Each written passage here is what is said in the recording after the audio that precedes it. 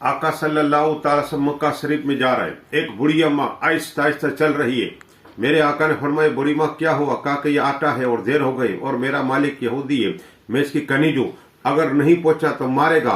कसम खुदा के आका सल्लल्लाहु अलैहि वसल्लम ने उस बुढ़ी माँ का जो आटा था उठा लिया और फिर यहूदी के पास पहुंचे और आका सल्लल्लाहु अलैहि वसल्लम ने कहा, ए यहूदी सुन, इसलिए कि इस बुढ़ी माँ को कुछ ना कहना, ये बुढ़ी है, उठा सकती नहीं थी, इसलिए मैं आया हूँ।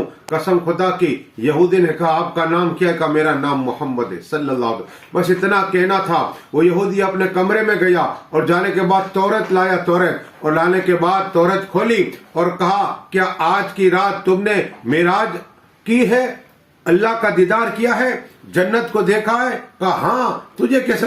कहा कि तौरत में लिखा है, और उसमें लिखा था रसूल हाशमी सल्लल्लाहु अलैहि वसल्लम तमाम नबियों के इमाम, रसूलों के इमाम, जब भी मेराज को जाएंगे उसी दिन में एक बुढ़ी माँ की खिदमत करेंगे।